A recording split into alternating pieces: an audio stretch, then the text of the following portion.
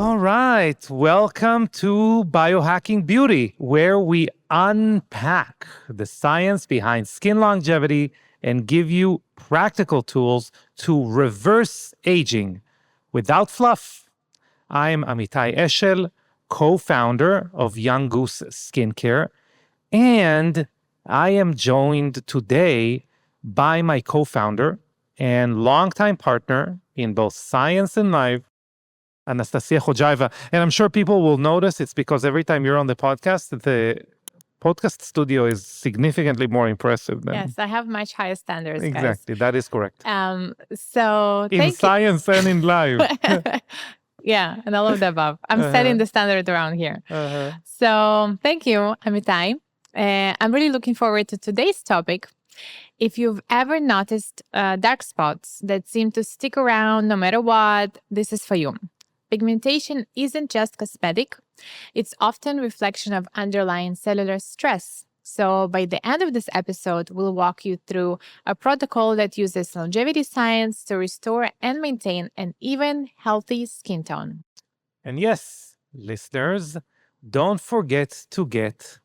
don't forget you get 10% off all Young Goose products. You get it? Including... you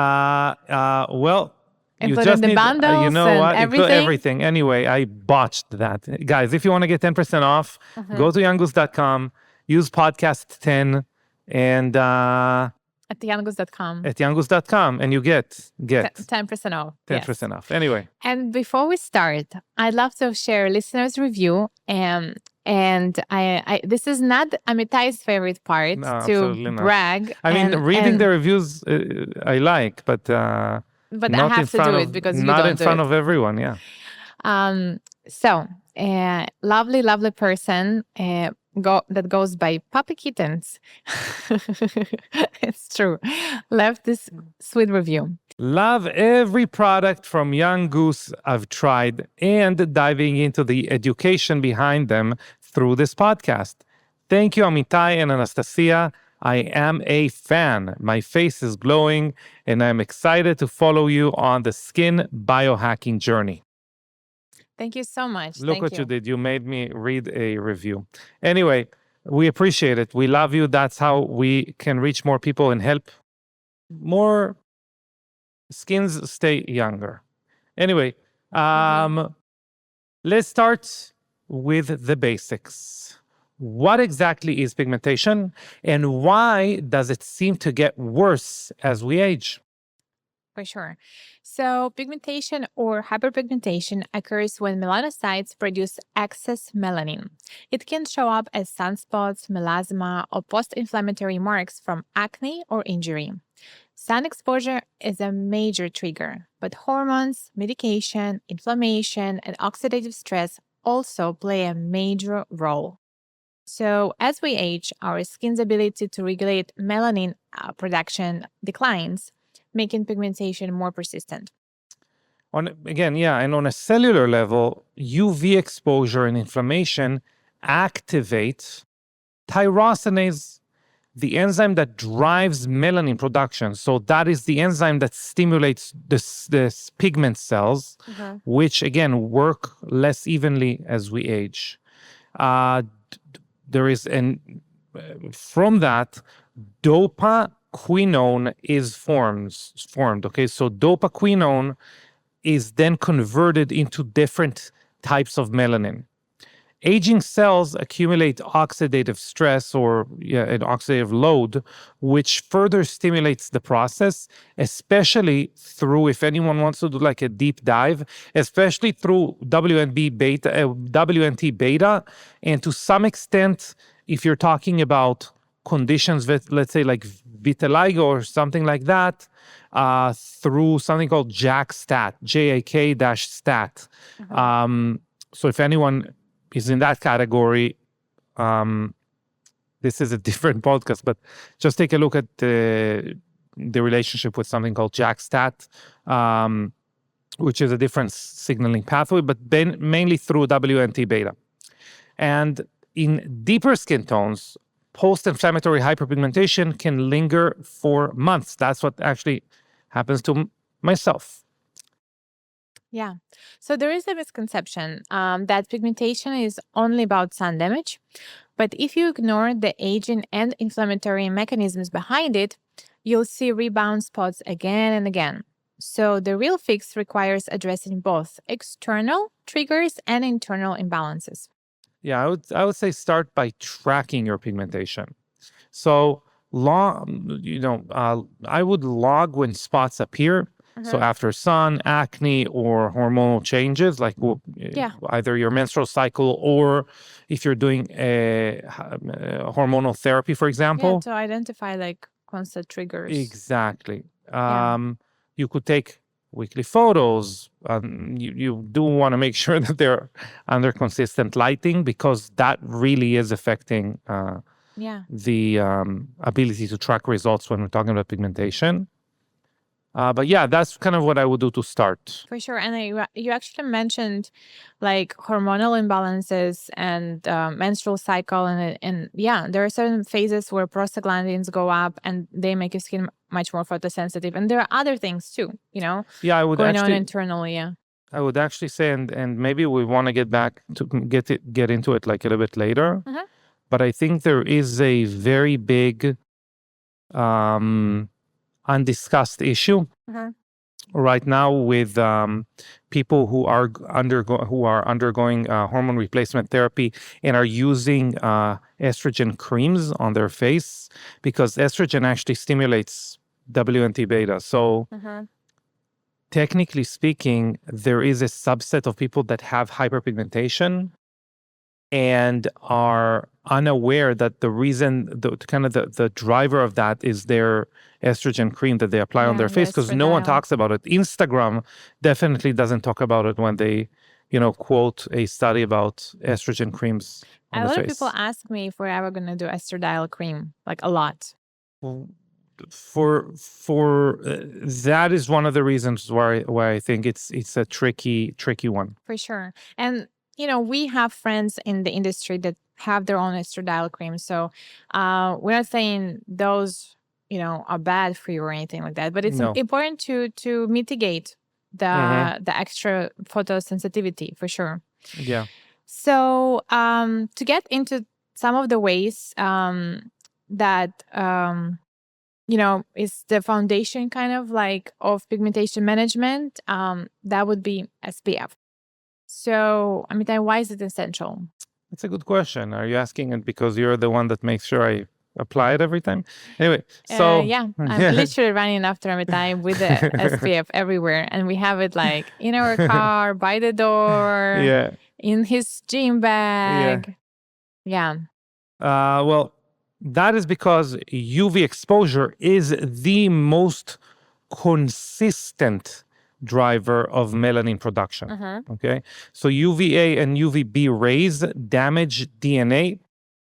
They trigger inflammation and directly stimulate tyrosinase in melanocytes, which was what we alluded to earlier. But what's often missed is that blue light can also worsen pigmentation, especially in people with melasma and, again, those with olive skin tones. Yeah, and beyond. Yeah, yes, that's correct. It's just obviously if you're darker, it's less apparent. So Yeah. where you'd see people being affected more is like that Fitzpatrick 3, 4 type. So recent studies show that daily SPF or above reduces post-inflammatory hyperpigmentation by up to 98% in skin of color, which is another, to what you were saying.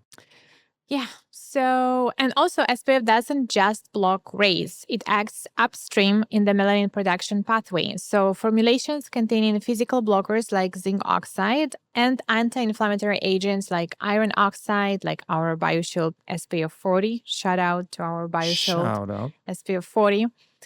Those can reduce flare ups in conditions like melasma. So we recently recorded the podcast about SPF, and I kind of talked extensively there about it, but it's worth repeating. So even on a cloudy days, UVA rays penetrate and silently trigger pigmentation. So the practical protocol would be to choose a broad spectrum SPF with zinc oxide.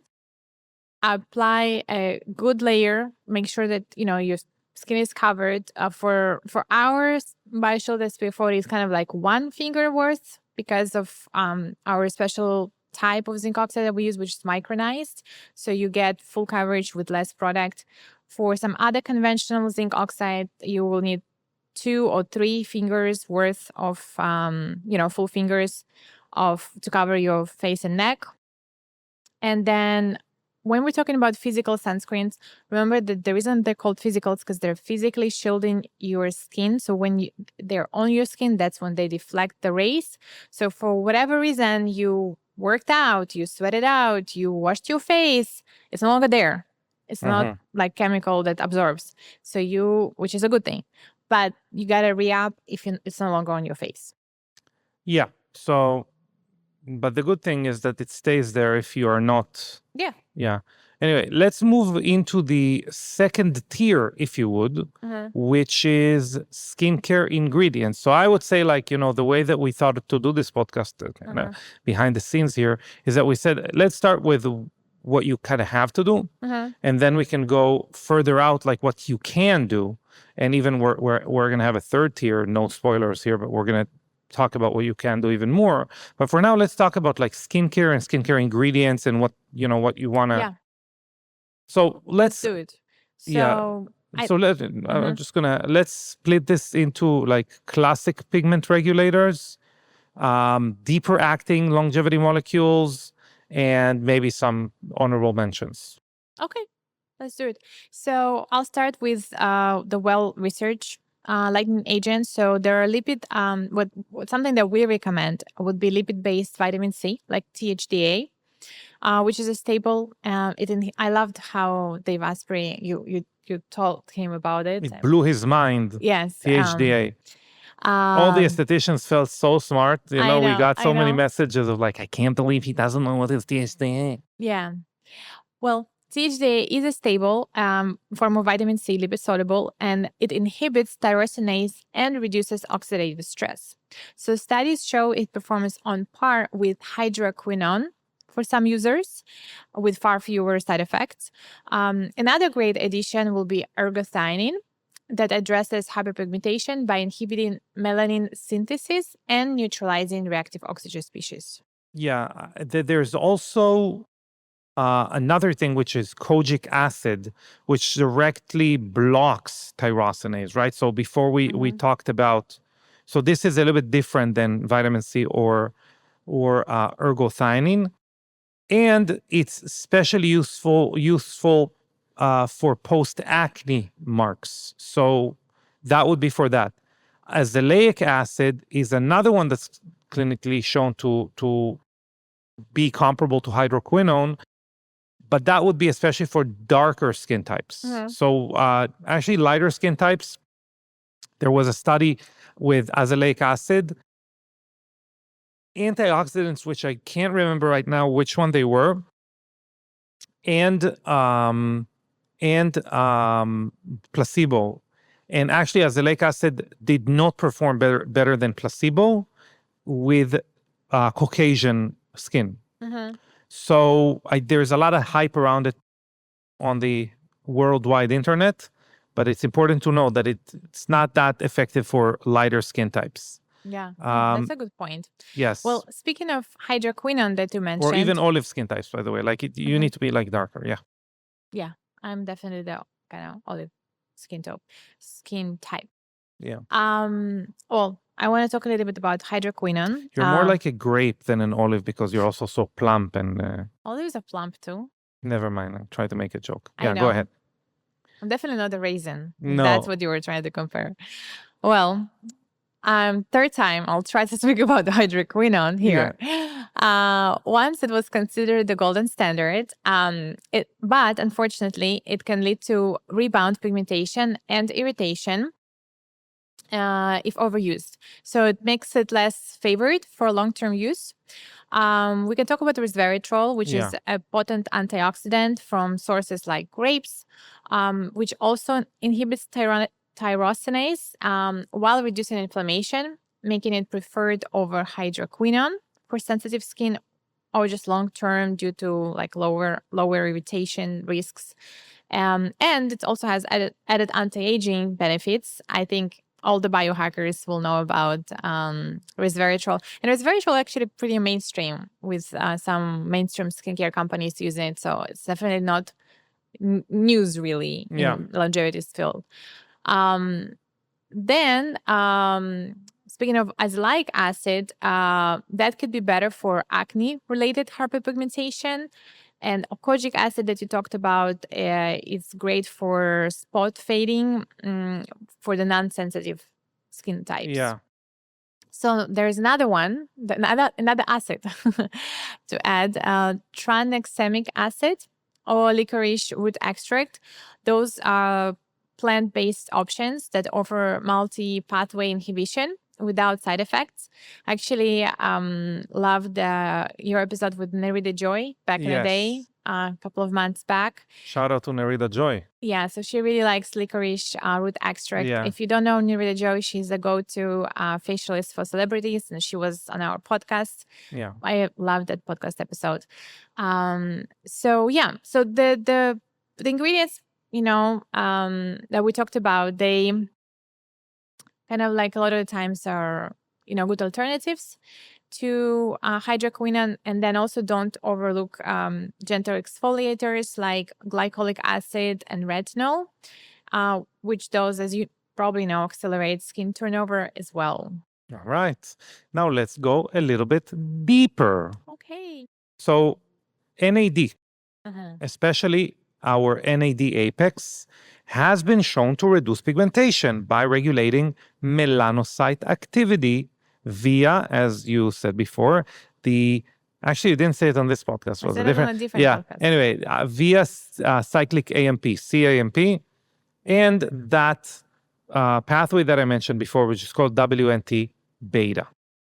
Clinical studies show a visible reduction of age spots and an 8-year improvement in skin appearance. Which is mind-blowing, really. Which is mind-blowing, that's correct.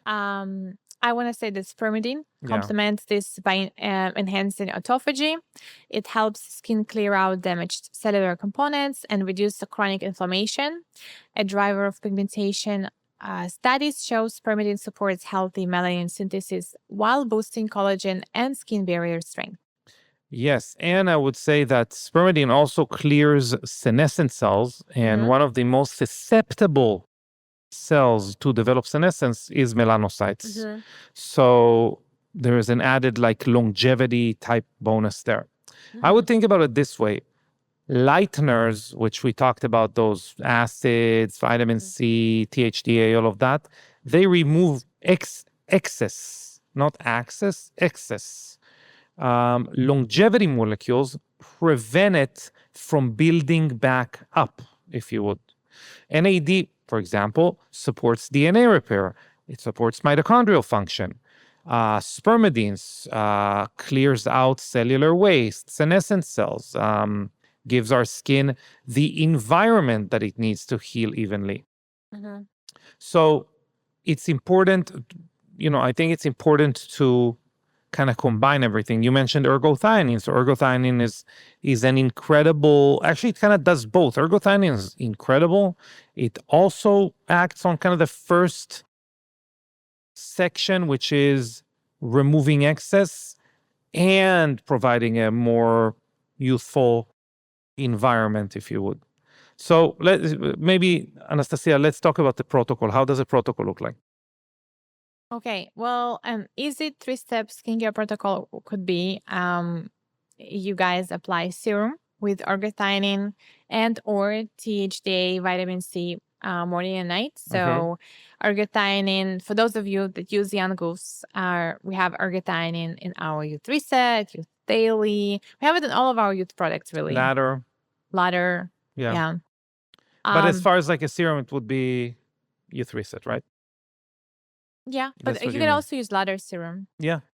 Yeah, like now, when we recently had like staycation, I used both actually, Youth Reset and ladder daily, because ladder is activated by the by the sun, yeah. by the sunlight. It's best to use with red light for the controlled portion of light and the benefits of the red light therapy. But it also is activated by sunlight, so it kind of has preventative properties. Mhm. And then use the product with NAD plus Apex twice daily, and that's the same product for you guys. So that's easy. That's the same Yeah. use products. And then obviously Spermidine as well. When it comes to Spermidine and it comes to boosting your NAD plus, you can also do it through diet. So to boost NAD plus through diet, you will consume niacin-rich foods, which can be, salmon, poultry, and others like fermented vegetables. When it comes to Spermidine through diet, it can be wheat germ and many other foods. Mhm. And then the most important thing, like track your results, so with everything, you're always N of one. So we kind of give you protocols, but it's for you to take before and afters, which I love when you guys do that and send them to us. It's my favorite. But just really for yourself, Yeah. when you start some kind of challenge, some kind of protocol, it's really, really good to take pictures before and after, especially if in this case, it's about skin. In other areas, you can do blood panels, right? Before you, like when you introduce some kind of supplements, and just like really track how your body responds. Yeah. Okay, so for stubborn pigmentation, when is it time to turn to lasers? Yeah,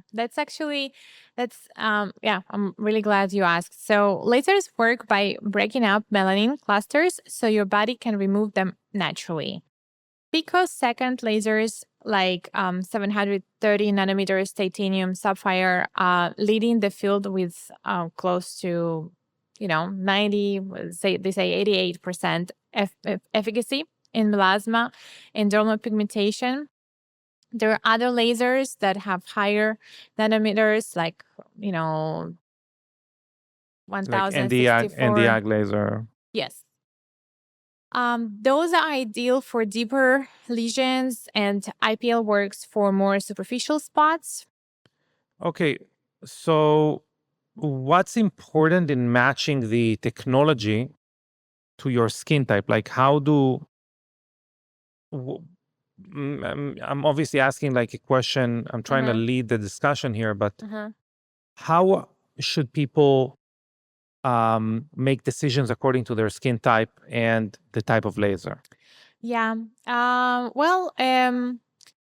First of all, I think, don't take our word for it. Talk to your trusted dermatologist and, help assess your skin type and skin issues and match the right laser. But lasers should never be seen as one and done fix. Without proper prep and aftercare, pigmentation can return and reform, change, and worsen. So I think if you're going for the laser treatment, which I personally, like, I'm 35 years old, I live in Florida, I have never done laser. I might do it down the line. So yeah, I kind of shy away from giving medical advice on this podcast, but there are really cool, badass doctors online that's doing lasers, and you can track their journey. So one of them is Dr. Molly Malouf. She's actually doing laser treatment right now. She's posting about it. She's very vocal. She decided not to do CO2 laser or IPL or BBL, and she in particular went with Photona, and she found it to be the best bang for her buck. There's also Dr. Amy Keelan that's done all sorts of lasers and shared her journey as well.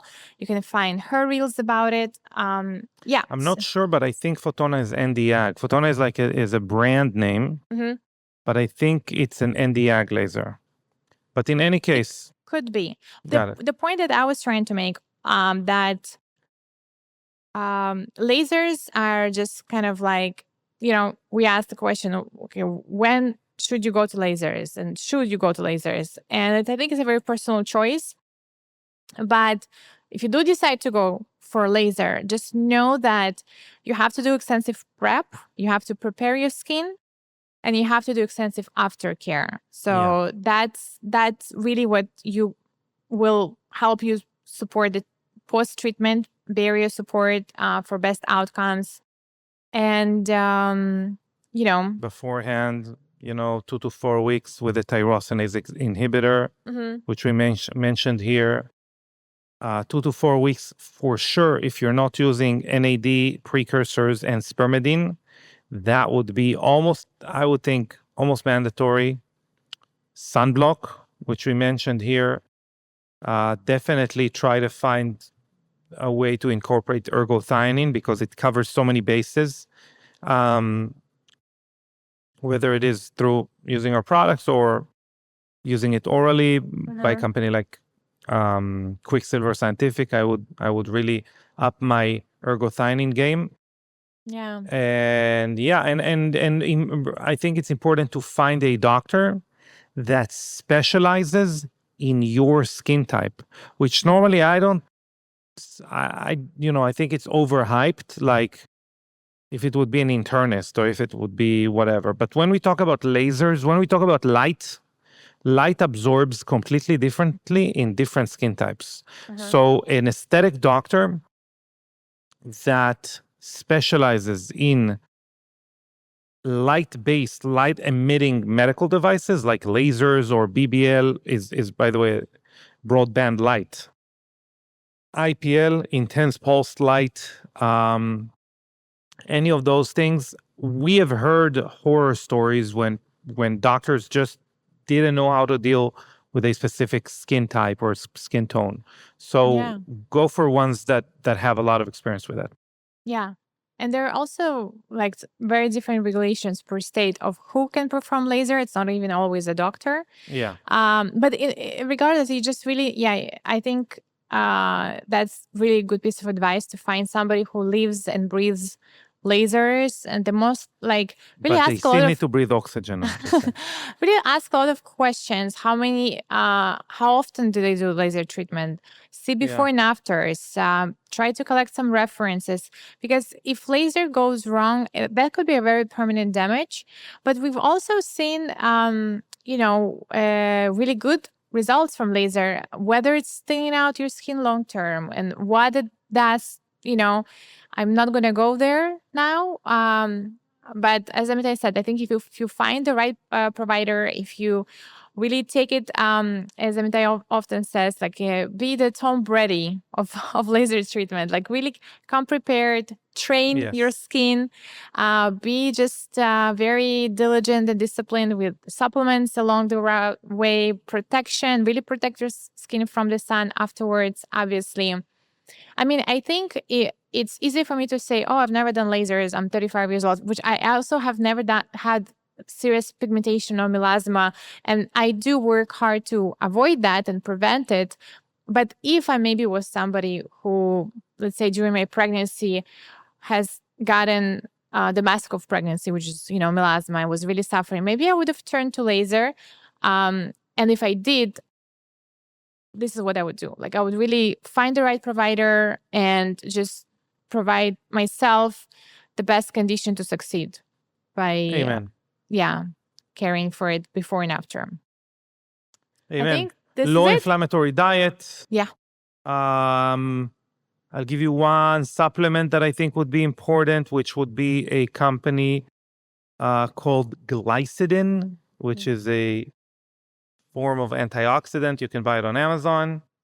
Glycodin, that's important for around that period of the laser. We mentioned ergothioneine, both topical but also oral. Again, high levels of NAD. Reduce stress, reduce oxidative stress. Relax. Sleep. Think positive thoughts. Deep breathing. Breathe oxygen. Okay. Live and breathe lasers and oxygen. Anyway. Okay. That's a good segue, I think, to the, Yes. Thank you so much for listening to Biohacking Beauty. We hope today's episode gave you a new new insights into New reason to breathe. a new reason to breathe lasers, insights into tracking or tackling pigmentation with smarter, science-backed strategies. If you enjoyed the show, please take a moment to subscribe and leave a review on Apple Podcasts or your other favorite platform where you consume this podcast. It really helps us reach more listeners like you. Amen. All right, and we'll see you here next time. Thank you, guys. Bye. Appreciate you. Love you. Bye.